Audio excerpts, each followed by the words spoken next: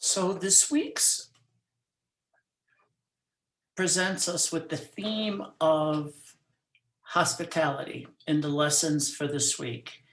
And in the book of Genesis, we are told of how God rewards the hospitality of Abraham and Sarah.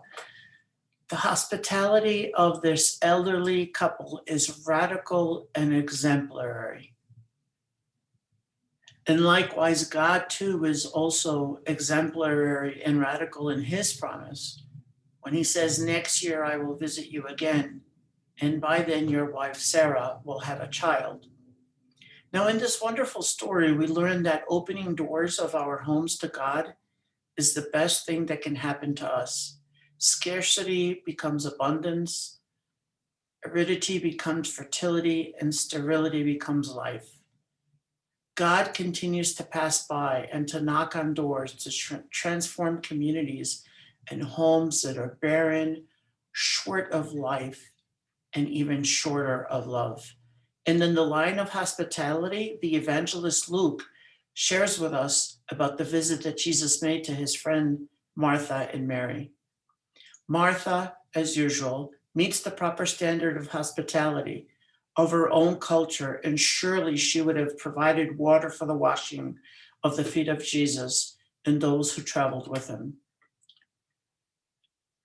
So, what are some of the messages that these rich and profound stories leave us with? Hospitality is not only a beautiful feature of my own Latino culture, and it is a feature of Latino culture, but it is also an evangelical requirement. Each of us is invited to open our door to God and to others, because a church behind closed doors has no future. It will die. And we cannot open the doors only to those who we think should enter, but to the neighbor, to the homeless, to the one who lives around us, to the one who comes to our church asking for financial help, whether it be a gift card or for us to pay for their water bill or gas bill or electric bill. God is the one who sends people to knock on our doors. God chooses and sends them, and communities must be always ready to welcome them. Our hospitality cannot be limited to our Episcopal slogan that says, "All are welcome." That is insufficient.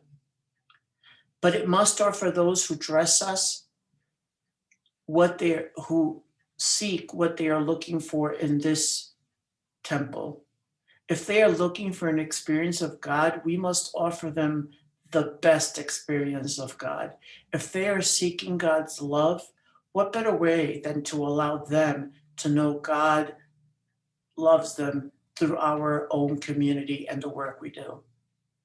Let us practice this hospitality of the gospel, and we will see how God's promises are fulfilled in the history of our own community, of our own families and individuals who today risk opening the doors to be transformed and transformed by the power of God's love. God is indeed good because God is love. Let us imitate God's love by practicing radical hospitality.